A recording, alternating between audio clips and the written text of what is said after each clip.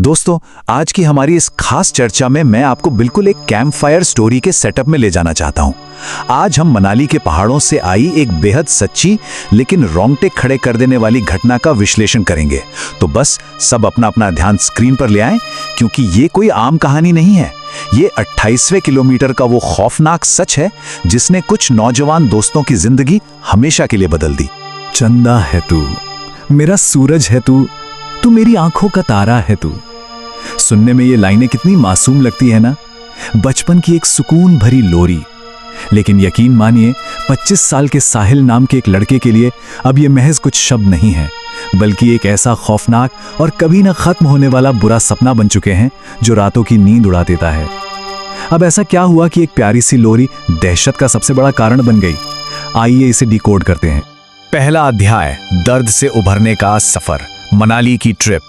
तो चलिए इस कहानी के बैकग्राउंड में चलते हैं, जहां साहिल और उसके कुछ दोस्त मनाली के सफर पर निकलते हैं। मकसद बहुत ही नेक था। उनका एक दोस्त समय अपने छोटे भाई की मौत के गहरे सदमे से गुजर रहा था और वो बस उसका मूड ठीक करना चाहते थे।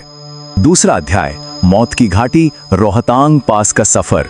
ट्रिप के तीसरे दिन इन लोगों ने तय किया कि वो एक बहुत ही मशहूर जगह जाएंगे। अब यहाँ एक बहुत ही दिलचस्प बात जानने वाली है। रोहतांग पास सुनने में तो एक नॉर्मल टूरिस्ट स्पॉट लगता है, लेकिन क्या आपको पता है कि स्थानीय भाषा में इसका मतलब ही होता है लाशों का ढेर या मौत की घाटी। लोकल्स का बहुत स्ट्रांग बिलीफ है कि सदियों पहले जो भी रात के समय इस पास से गुजरता था, अगली सुबह उसकी लाश मिलती थी। और आज भी वहां के लोग मानते हैं कि रात के घुप अंधेरे में वहां एक मायावी साया भटकता है। और शायद इसी डरावने इतिहास की वजह से उनके होटल के रिसेप्शनिस्ट ने जाते वक्त उन्हें एक बहुत ही सख्त चेतावनी दी थी। उसने कहा था, कोशिश करना कि रोहतांग से शाम 6 बजे से पहले किसी भी हाल में वापस आ जाओ। लेकिन जैसा कि अक्सर होता है, दोस्तों के इस ग्रुप ने इसे बस एक ऐसी कहानी समझा जो टूरिस्ट्स को डराने के लिए गढ़ी गई हो।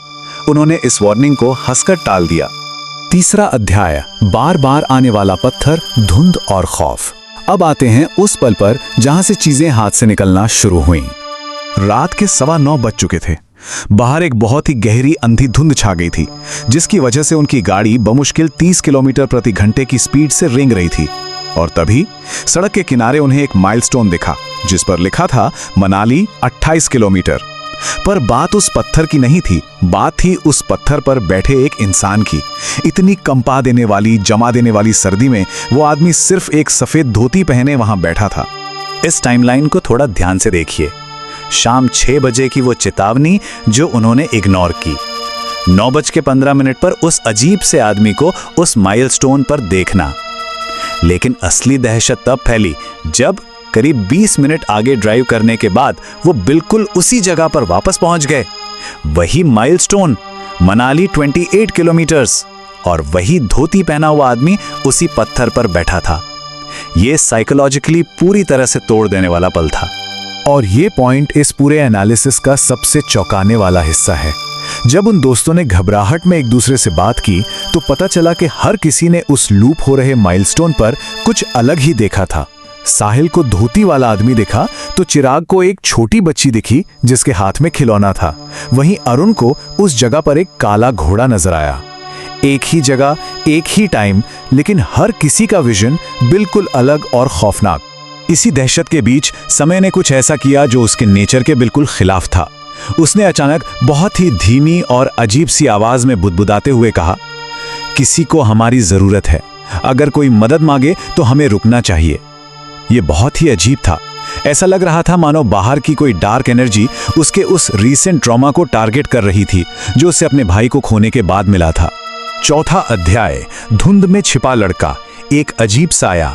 अब रात के 11 बज चुके थे और वो खौफनाक माइलस्टोन उनके सामने तीसरी बार आया। इस बार वो माइलस्टोन पूरी तरह से खाली था। तभी ड्राइव कर रहे अरुण ने बहुत ही खौफजदा आवाज में सबको चेतावनी दी कि कोई भी खिड़की के बाहर ना देखे। सोचिए, उनकी गाड़ी 40 किलोमीटर प्रति घंटे की रफ्तार से चल रही थी, लेकिन बाहर मिट्टी से सना, चेहरे पर गहरी चोटों वाला एक 15 साल का लड़का उनके साथ साथ चल रहा था। वो दौड़ नहीं रहा था, बस आराम से गाड़ी की रफ्तार से कदम मिला रहा था। और इसके बाद गाड़ी के अंदर जो पैनिक मचा उसकी आप बस कल्पना कर सकते हैं। समय ने अचानक अपनी खिड़की नीचे कर दी। उस बाहर की एंटिटी और उनके बीच की आखिरी फिजिकल दीवार अब टूट चुकी थी और उनने पागलों की तरह सेंट्रल लॉकिंग दबानी चाहिए, पर सिस्टम ने काम करना बंद कर दिया था। अचानक वो लड़का रुका और रियर व्यू मिरर में देखकर हाथ हिलाने लगा। 5वां अध्याय, आधी रात की लोरी, होटल में खौफ। किसी तरह वो दोस्त उस धुंध से बच निकले और रात के करीब 2 बजे अपने होटल पहुंचे। एक पल के लिए उन्हें लगा कि शायद अब वो सुरक्षित हैं, लेकिन रात के 3:30 बजे साहिल की नींद एक धीमी सी आवाज से टूटती है। चंदा है तू, मेरा सूरज है तू। समय शीशे के सामने खड़ा था और बिल्कुल एक छोटे बच्चे की मासूमियत के साथ खुद को देखकर वो लोरी गा रहा था। साहिल ने जैसे ही बाकी दोस्तों को उठाया और उन्होंने समय को देखा, उनकी रूह कांप गई। उसकी आंखें खून जैसी सुर्ख लाल थीं।